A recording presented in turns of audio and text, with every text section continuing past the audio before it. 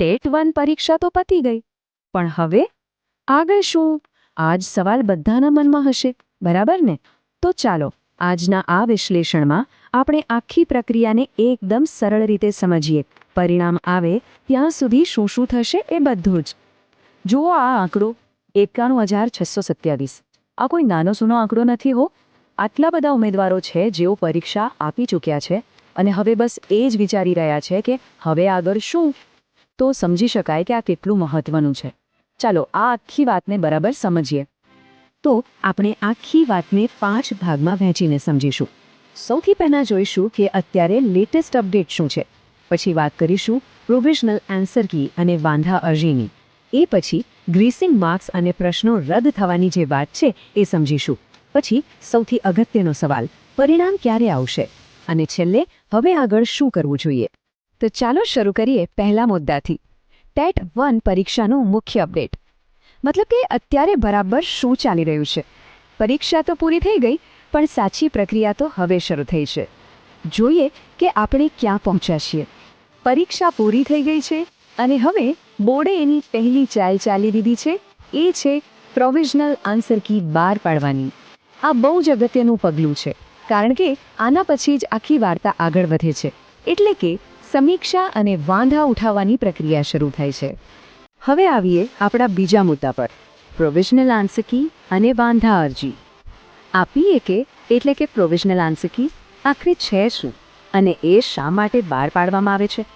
સીધી વાત છે, એ ઉમેદવારોને એક તક આપે છે કે જો કોઈ ભૂલ લાગે તો તેને પડકારી શકાય. ચાલો આ આખી સિસ્ટમ કઈ રીતે કામ કરે છે એ જોઈએ. તો 30મી ડિસેમ્બરે જે પ્રોવિઝનલ આન્સર કી આવી એને ખાલી જવાબોની એક લિસ્ટ ન સમજતા. આ તો આખી પરિણામ પ્રક્રિયાનો પાયો છે. આના પર જ આગળની બધી કાર્યવાહી ટકેલી છે. બધું આના પર જ નિર્ભર છે. તો પછી આ વાંધા અરજી શું છે?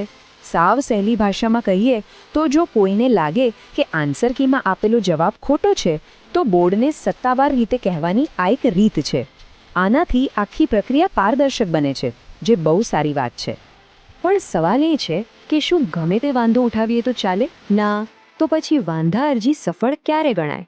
એવું તો શું કરવું પડે કે બોર્ડ એના પર ધ્યાન આપે અને કદાચ કોઈ ફેરફાર પણ કરે? જુઓ, આના માટે મુખ્યત્વે 2 સ્ટેપ્સ છે. પહેલું તો ઓફિશિયલ પોર્ટલ પર જઈને વાંધા અરજી ફાઇલ કરવાની, અને બીજું જે સૌથી અગત્યનું છે એ છે પુરાવા આપવાના. અને પુરાવા એટલે કોઈ ગાઈડમાંથી નહીં, પણ સરકારી પાઠ્યપુસ્તક જેવા એકદમ ઓથેન્ટિક સોર્સમાંથી. મતલબ કે અહીં કોઈનો મત નહીં, પણ નક્કર પુરાવા જ કામ લાગશે. ઓકે, તો હવે વાત કરીએ સૌથી રસપ્રદ ભાગની, પ્રશ્નો રદ થવા અને ગ્રેસ માર્ક્સ મળવા. કારણ કે જ્યારે કોઈ વાંધો સાચો સાબિત થાય છે ત્યારે એની અસર ખાલી એક વ્યક્તિ પર નથી થતી, પણ હજારો ઉમેદવારોના ફાઇનલ સ્કોર પર થાય છે. ચાલો જોઈએ કે આ જાદુ કઈ રીતે થાય છે. તો જ્યારે બોર્ડ માની લે કે વાંધો સાચો છે ત્યારે એ પ્રશ્નને સત્તાવાર રીતે રદ કરી દેવામાં આવે છે. આવું ક્યારે થાય? જ્યારે પ્રશ્ન જ ખોટો પૂછાયો હોય કે એના ઓપ્શન્સ કન્ફ્યુઝિંગ હોય અથવા તો જે જવાબ આપ્યો હોય એ જ ખોટો હોય.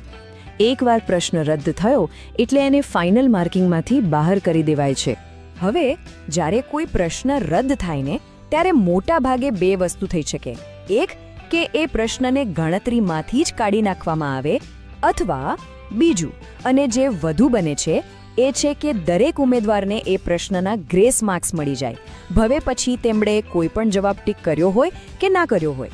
ફાયદો બધાને. અને હવે એ સવાલ જે બધાના મનમાં ઘૂમી રહ્યો છે, રિઝલ્ટ ક્યારે આવશે? બરાબર ને? આ જ તો સૌથી મોટી ઉત્સુકતા છે. તો ચાલો આપણે તારીખો અને જે અપેક્ષિત ટાઈમલાઈન છે એના પર એક નજર નાખીએ. જો ટાઈમલાઈન એકદમ સીધી છે. 30 ડિસેમ્બરે પ્રોવિઝનલ આન્સર કી આવી.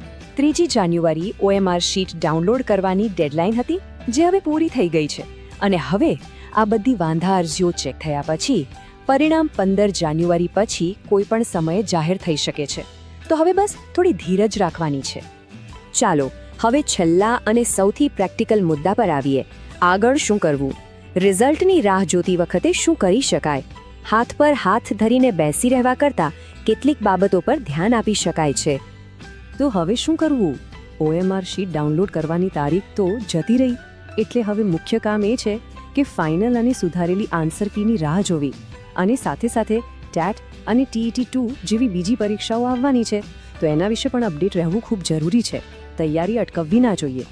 ટૂંકમાં આખી વાતનો સાર એ જ છે કે પ્રક્રિયાને પૂરી ચોકસાઈથી કરવામાં આવી રહી છે. બોર્ડ કોઈ ઉતાવળ કરવા નથી માંગતું. વાંધા અરજીઓનું નિવારણ થયા પછી જ રિઝલ્ટ આવશે, જેથી જે પણ પરિણામ આવે એ એકદમ સ્પષ્ટ અને સચોટ હોય. યાદ રાખજો, આ પરિણામ ખાલી માર્કશીટ પરના થોડા આંકડા નથી, પણ આ શિક્ષણ ક્ષેત્રમાં કારકિર્દીની લાંબી સફરનો એક મહત્વનો પડાવ છે. તો હવે જોવાનું એ રહેશે કે આ પરિણામ આગળના સફર માટે ક્યાં નવા દરવાજા ખોલે છે.